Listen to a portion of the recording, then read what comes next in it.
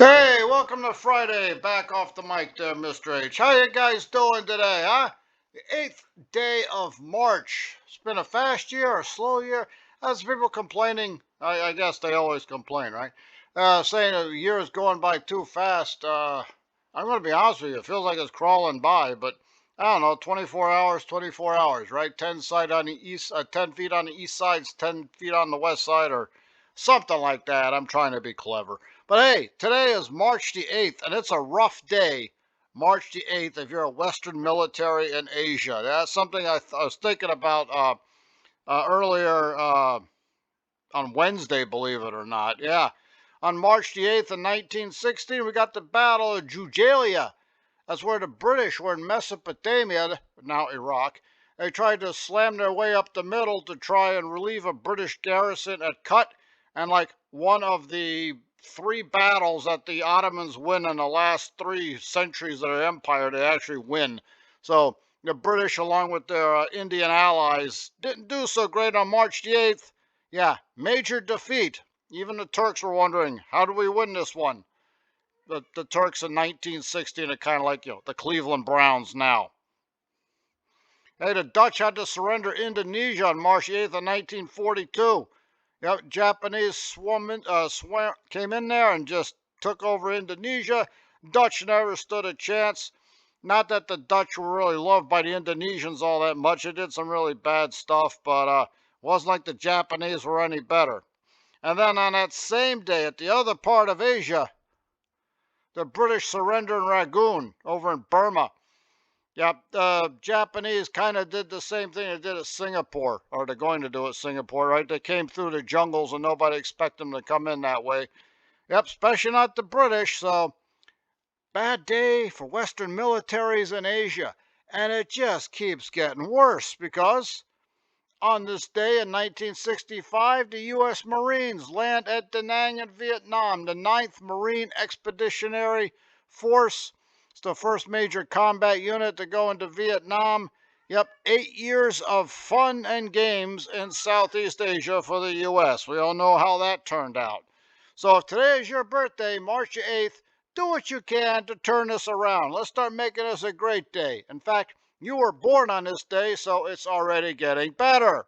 And send Mr. H some cupcakes or cake or something like that. I'm fine with it. I'm not particular. Alrighty, so last I was talking about teams that tried to win 3 straight Super Bowls, how the Packers came close because of, they won the NFL championship in 65, 66, 67, but Super Bowl didn't start until 1966. Well, somebody emailed me and they reminded me that the Birmingham Stallions are king of spring. Yeah, they've won 3 straight titles. Yeah, I forgot. I don't know how I forgot about that. But in 2022, they defeated the Philadelphia Stars 33-30 in Canton, Ohio, for their first revived USFL championship. The following year, back in Canton, Ohio, they win it again, defeating my Pittsburgh Maulers. Turned out to be the last game the Maulers would ever play. Well, that was depressing. Then the XFL and USFL merged together, and we've got the United Football League. And they play in St. Louis last year, and Birmingham just beats up on the San Antonio Brahmas 25-0. Not only did they win, they shut them out. Game was in St. Louis. And number 14 here for San Antonio, I don't know if he's sliding or tripping. Did it really matter? I mean, they lost 25-0.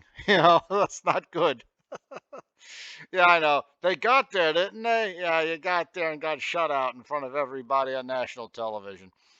You could have made it close at least. But unlike the Maulers, the Brahma will be back next year. So I guess they got that on us. So I was thinking, like I'm always thinking, right? Got nothing else better to do. Well, like a lot of things better to do, classes and stuff like that. But aside from that, I was thinking about how the features of our world seem permanent, but they're not. Let's take the Mediterranean. You think it's been there forever? Been there about 6 million years. It was there, it was gone, it's back again. What are you talking about, Mr. H? Have you gone completely off the deep end? No, no, no. About somewhere between 5.6 million years ago and 6 million years ago, right? We had the Messina Salinity Crisis. What happened here? The Mediterranean dried up. Yeah, it was there, and then it wasn't. There were two lakes. Now, we're not sure what happened exactly. Always some old fart somewhere shouting at each other about their academic findings. But apparently, over here, Spain, right? See it right here?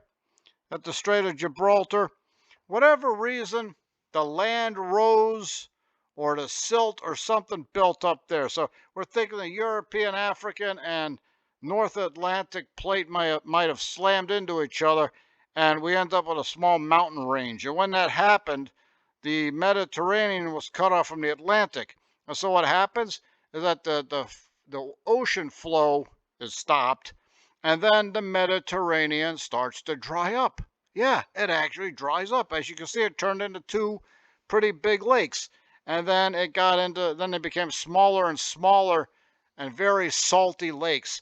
So small and so salty, nothing could live there, right? Maybe a crab or something. And then, a mere 300,000 years later, right, the Mediterranean is going to come back. Now, this is another theory about how this whole thing started. Now, you do know that's during the Ice Age, right? So when the Ice Age came and the ice caps started absorbing all the water, instead of plates moving around, maybe the sea levels dropped and exposed that mountain range between Spain and Morocco there at the Straits of Gibraltar. Maybe that was one reason it happened. Other people's goes with the plates, but the timing is a little odd.